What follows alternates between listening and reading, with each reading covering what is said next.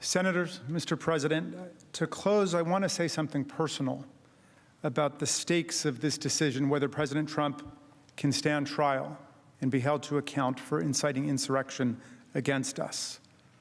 This trial is personal indeed for every senator, for every member of the House, every manager, all of our staff, the Capitol Police, the Washington, D.C. Metropolitan Police, the National Guard, maintenance and custodial crews, the print journalists and TV people who were here, and all of our families and friends. And I hope this trial reminds America how personal democracy is, and how personal is the loss of democracy, too. Distinguished members of the Senate, my youngest daughter, Tabitha, was there with me on Wednesday, January 6th. It was the day after we buried her brother, our son Tommy, the saddest day of our lives. Also, there was my son-in-law, Hank, who's married to our oldest daughter, Hannah, and I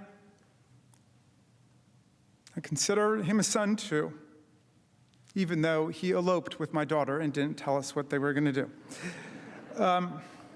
But it was in the middle of COVID-19. But the reason they came with me that Wednesday, January 6th, was because they wanted to be together with me in the middle of a devastating week for our family.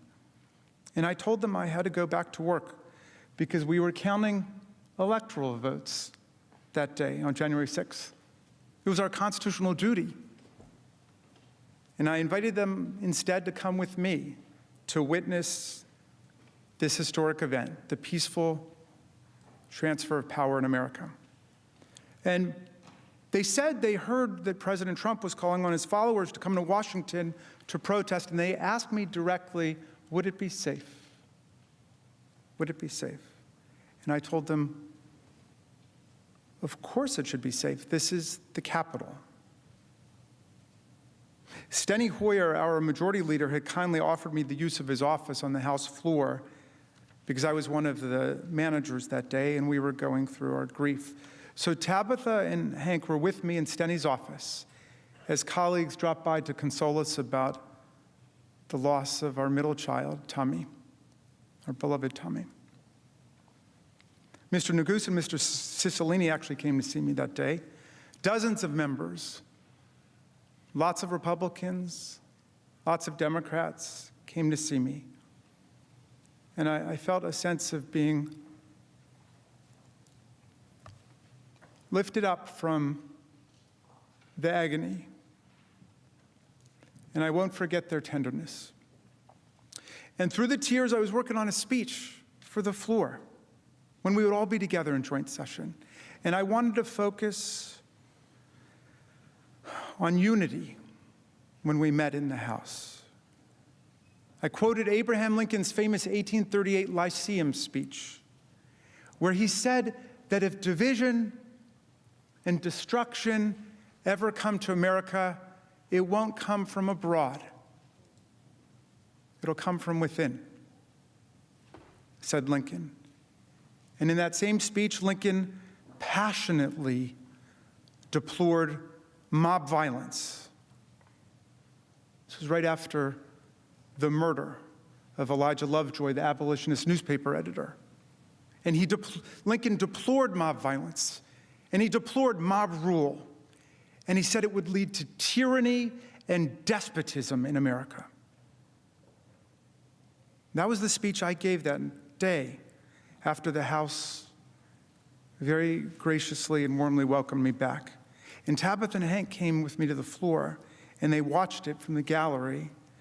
And when it was over, they went back to that office, Steny's office, off of the House floor. They didn't know that the House had been breached yet, and that an insurrection, a riot, or a coup had come to Congress. And by the time we learned about it, about what was going on, it was too late. I couldn't get out there to be with them in that office. And all around me, people were calling their wives and their husbands, their loved ones, to say goodbye. Members of Congress in the House anyway, were removing their congressional pins so they wouldn't be identified by the mob as they tried to escape the violence. Our new chaplain got up and said a prayer for us, and we were told to put our gas masks on. And then there was a sound I will never forget, the sound of pounding on the door like a battering ram. The most haunting sound I ever heard, and I will never forget it. My chief of staff, Julie Tagan, was with Tabitha and Hank, locked and barricaded in that office, the kids hiding under the desk, placing what they thought were their final texts and whispered phone calls to say their goodbyes. They thought they were going to die. My son-in-law had never even been to the Capitol before. And when they were finally rescued, over an hour later by Capitol officers, and we were together, I hugged them, and I apologized, and I told my daughter Tabitha,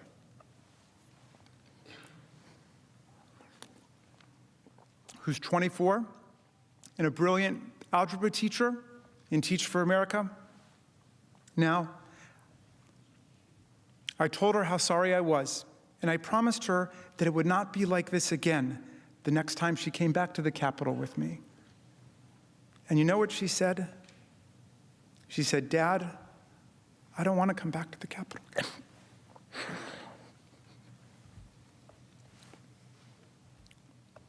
Of all the terrible, brutal things I saw and I heard on that day, and since then, that one hit me the hardest. That and watching someone use an American flagpole with the flag still on it to spear and pummel one of our police officers ruthlessly, mercilessly, tortured by a pole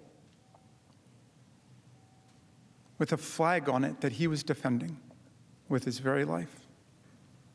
People died that day. Officers ended up with head damage and brain damage. People's eyes were gouged. An officer had a heart attack. An officer lost 3 fingers that day. 2 officers have taken their own lives. Senators, this cannot be our future. This cannot be the future of America. We cannot have presidents inciting and mobilizing mob violence against our government and our institutions because they refuse to accept the will of the people under the Constitution of the United States. Much less can we create a new January exception in our precious, beloved Constitution that prior generations have died for and fought for, so that corrupt presidents have several weeks to get away with whatever it is they want to do. History does not support a January exception in any way, so why would we invent one for the future?